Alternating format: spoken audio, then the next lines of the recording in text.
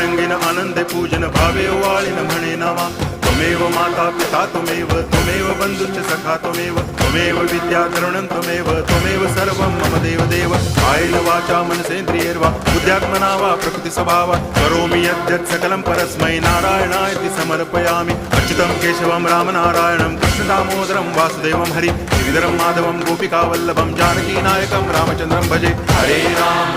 Ram